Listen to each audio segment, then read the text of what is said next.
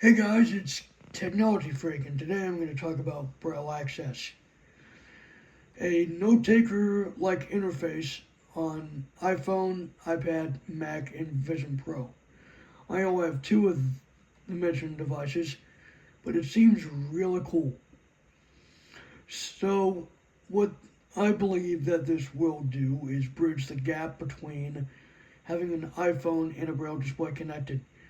For a while, having a phone and Braille display connected would usually have you, I mean, yeah, you would usually navigate the phone with the Braille display in question, whether it be a Focus 40, an Orbit Reader 20 or 20 Plus, a Brilliant Braille display, and one of the newest, the Braille in Motion, and you would be able to, if you, I mean, well, you would be able to use a Braille interface while you're working on your iPhone, iPad, Mac, or Vision Pro, or whatever. The way I'd see this is usually a student would have an, I mean, usually a student would have an iPad or something. So what they would probably do is if they had a connected Braille display to their iPad, I could basically see the student using the iPad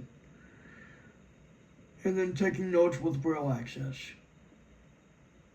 And just to give you an overview, Braille access includes several different utilities, a launch app function, a choose item function, Braille notes function, BRF files function, a calculator which can do Nemeth or UEB math, a live captions utility or something, live captions option, the time which when pressing enter it would also give you the date, and a close option to where you can just close it. A couple of those applications might sound familiar if I've been using something like a Brilliant Braille display, which that might also sound, I guess, familiar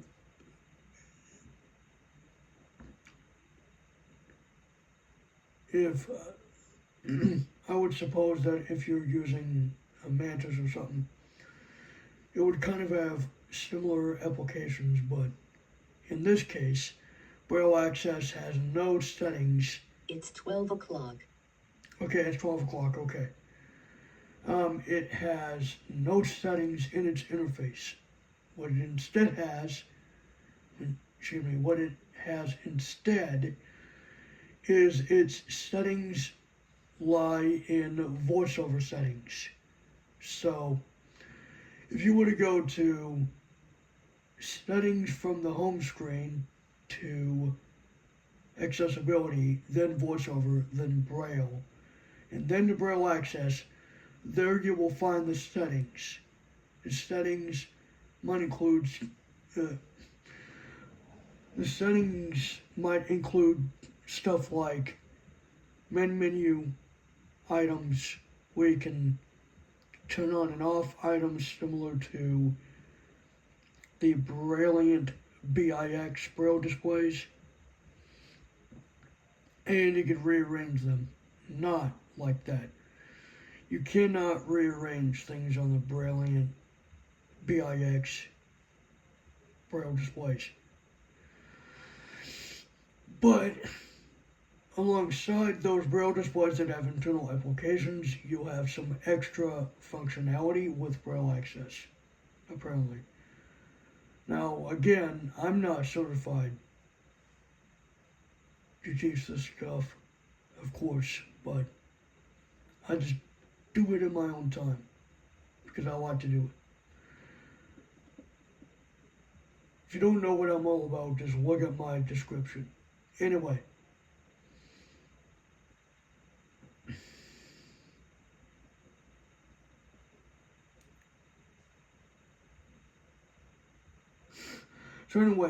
Braille access is lacking in several things. One, an actual file manager. I mean, sure, you probably can manage files through their Notepad and BRF files, utilities or applications or whatever. But there's no exact file manager. At its core, Braille access is extremely basic, and I hope it gets better throughout the years. And if it does get better, who knows? Humanware and Silva's BLV, as far as note takers go, will be out of business because Apple will have made a great note taker for us blind individuals that, well, that might benefit from it. And for those that are deaf or hard of hearing and blind at the same time, live captions will be a really good tool because if you can't really hear people talking, you could just, I don't know,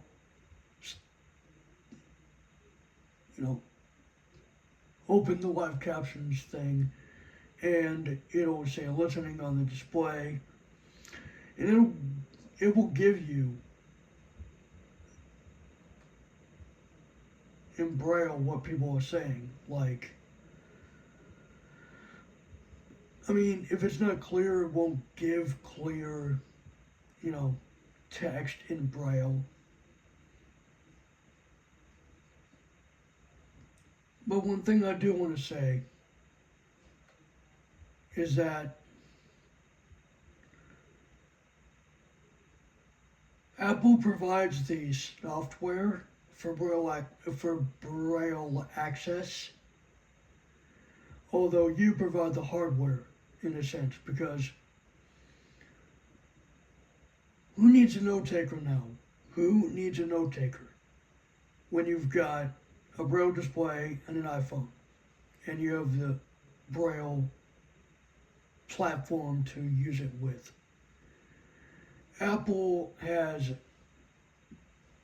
started something that I would assume a lot of blind people have wanted for years. I mean, sure, using a Braille display with an iPhone has been a really great note-taking solution for years, even when note takers were still on the market.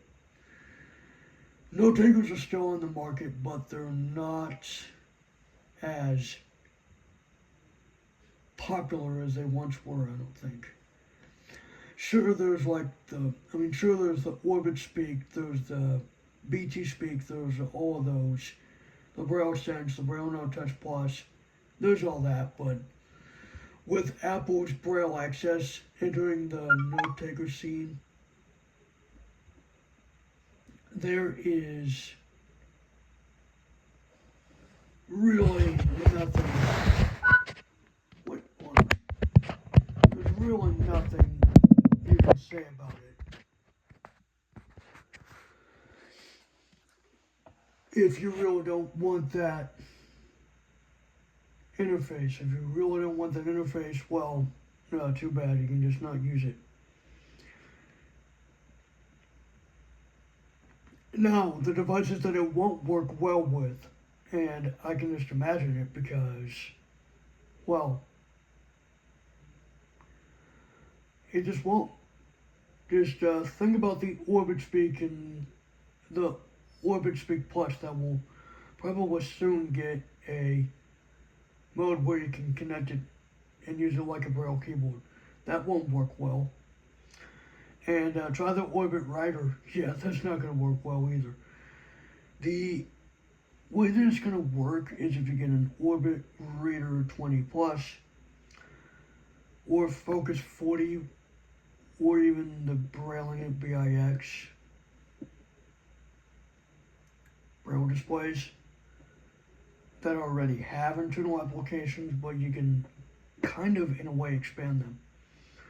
You can expand on the capability when connecting it to an iPhone and having Braille access. I mean, the apps are mostly the same, with the exception of live captions, an app launcher, and an item chooser.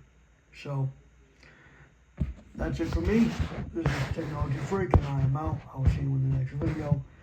I will be demonstrating the Braille access, Braille thing, the Braille interface. See you next time.